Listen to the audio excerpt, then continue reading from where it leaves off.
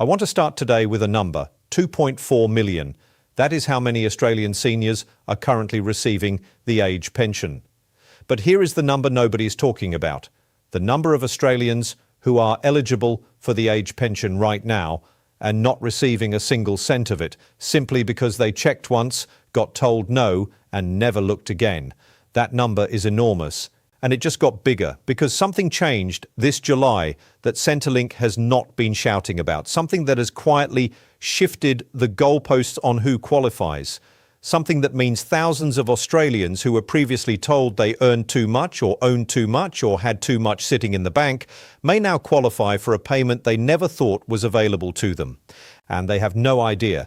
I know this because of what happened to my friend Christine, 69 years old, former office manager from inner Brisbane, has a modest home, some savings, a small superannuation balance she's been carefully drawing down since she retired 4 years ago. She applied for the age pension 2 years ago, was assessed, told her income was just over the threshold. She accepted it, went home, started being even more careful with her spending, cut back on everything she could, assumed the door was permanently closed. Last week, her daughter called me. She said, "Mum has been drawing down her super for 2 years to cover living costs. Her balance is significantly lower than when she applied. Could she qualify now?" I ran the numbers with her. Christine qualifies. She has qualified for months, but she has been sitting at home, not applying, because she assumed the answer was still no from 2 years ago. The thresholds moved, her balance dropped, and the combination of those two things opened a door she thought was permanently shut. Christine is applying this week. She will receive over $1,200 per fortnight, every fortnight, from a payment she never thought she would get, and she is not alone. Today I am going to show you exactly what changed this July gone, why thousands of Australians now qualify who did not before, and how to check in the next 10 minutes whether you or someone you love is one of them. This is Australia Pension Hub. Let us get into it. Let me start with exactly what changed on July 1st, 2026, because the specific numbers matter enormously here. From July 1st, 2026, Centrelink lifted a range of age pension, means testing thresholds as part of regular indexation. While the pension payment rate itself did not increase this round, the goalposts moved. You can now earn more, own more, and hold more in financial investments before your pension entitlement is reduced or cut off entirely. Let me go through the specific changes one by one, because each one represents a group of Australians who may now qualify for the first time. Change 1. The income-free area increased. From July 1st, 2026, single pensioners can now earn up to $226 per fortnight before their pension begins to reduce. This is up from $218 per fortnight previously. $8 per fortnight does not sound dramatic, but here is what it means in practice.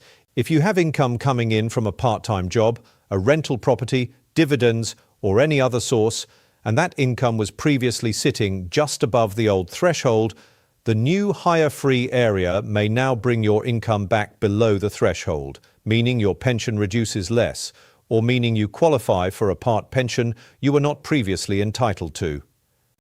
And the income cut-off point, the level at which a single person's pension reduces to zero, has also increased, which means even people with higher incomes may now qualify for a small part pension they were not receiving before. Change 2, the assets test thresholds increased. From July 1st, 2026, single homeowners can hold $333,000 in assets for the full pension, up $11,500 from the previous threshold. For couples, the full pension threshold is now $499,000, up $17,000, $11,500. That is the movement in the single homeowner full pension threshold in just one July indexation. Now think about what that means for the Australians who were $11,000 over the previous threshold. They were receiving a reduced part pension or nothing at all. The threshold just moved past them.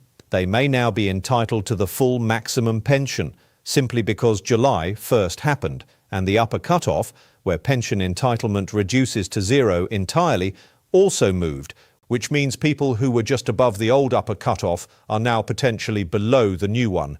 eligible for the first time, or eligible again after a period of ineligibility. Change 3, the deeming thresholds increased. This one is the most technical, but for income-tested pensioners, it can be the most impactful.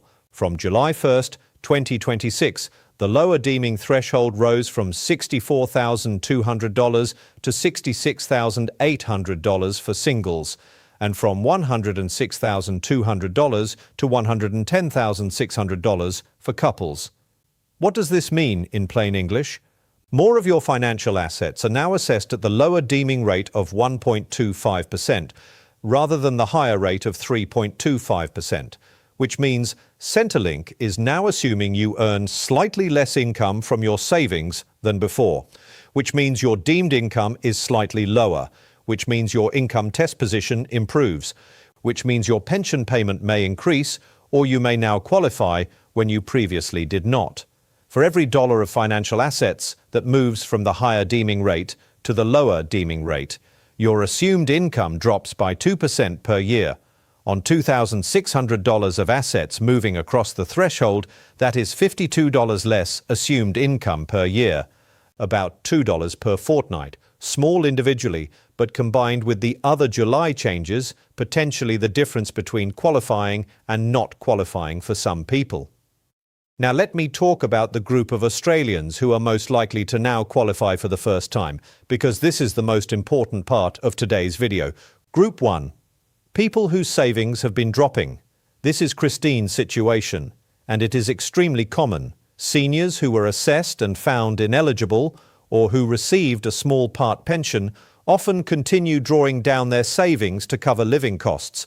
Every withdrawal reduces their assessable assets, and as their assets drop, they get closer to the threshold, or they cross it. But they do not reapply, they do not recheck. They assume the answer from the original assessment is still the answer today. It is often not. If you have been drawing down savings, superannuation, or other financial assets since you were last assessed, your current position may be completely different from when you were assessed, and the July threshold increase may have done the rest. Group 2. People who received an inheritance or lump sum and then spent it down.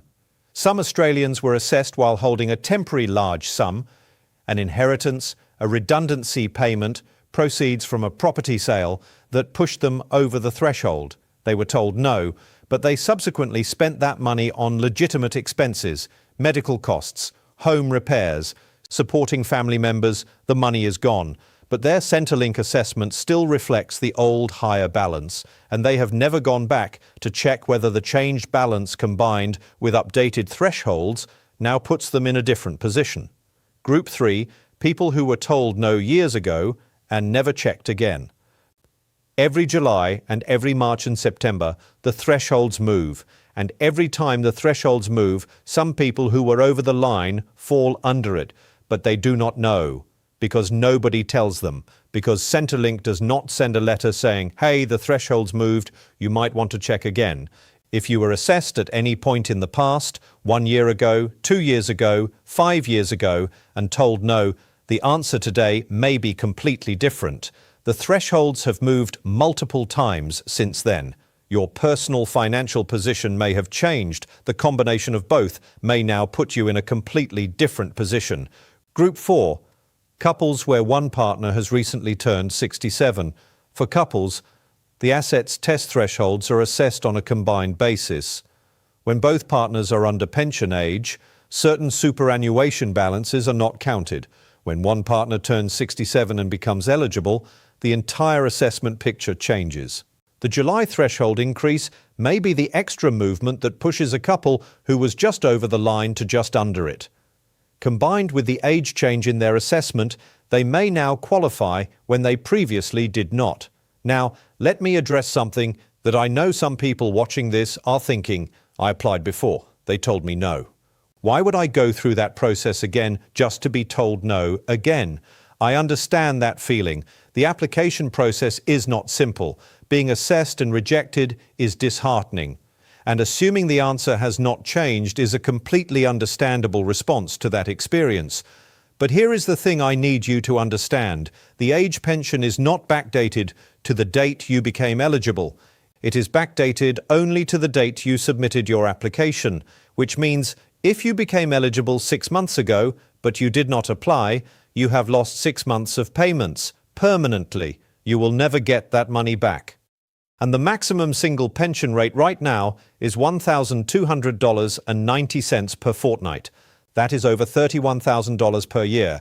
6 months of missed payments for someone receiving the full pension is over $15,000 gone, simply because they assumed the answer was still no without checking. I am not telling you that you will qualify. I do not know your specific situation, but I am telling you that the cost of not checking, if you do qualify, is enormous. And the cost of checking 10 minutes on a pension estimator is nothing. So how do you actually check? Step 1. Gather your current financial information. Your bank account balances as of today, not 6 months ago. Today, your superannuation balance if you are over pension age. Your share portfolio value at current market prices, any investment properties at current market value, your current income from all sources. Step 2.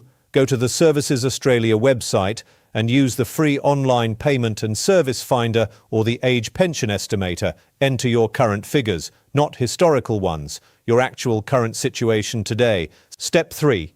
Compare the result to the confirmed July 2026 thresholds. For a single homeowner, the full pension threshold is $333,000 in accessible assets. The upper cutoff is $733,500. For a single non-homeowner, the upper cutoff is $993,500. For couples who own their home, the upper cutoff is $1,102,500. Step 4. If the estimator suggests you may qualify, do not wait. Apply immediately through MyGov, today if possible, because the date you apply is the date your payments start being counted from. Step 5. If your situation is complex, if you have a mix of assets, superannuation in accumulation and retirement phase, investment properties, or other complicating factors, speak with a financial advisor who specializes in Centrelink planning before you apply. The right advice can make sure your application is structured in the most favorable way from the very beginning.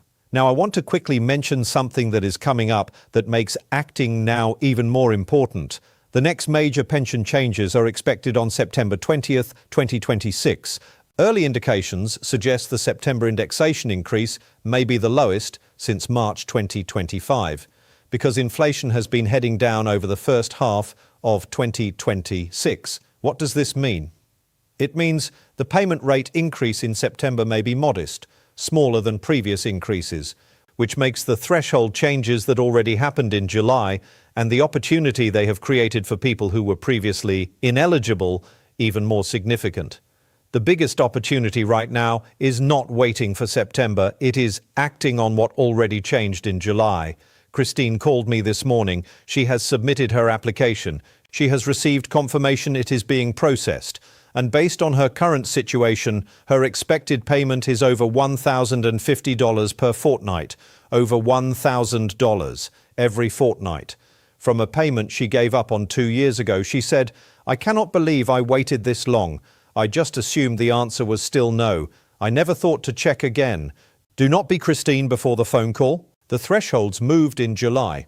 For some people, that movement is the difference between qualifying and not qualifying, between $1,200 per fortnight and nothing, between $31,000 per year and zero. Check today. Apply today if the numbers suggest you qualify, because every week you wait is money you will never get back. If this video helped you, or if you think it might help someone you know, share it right now.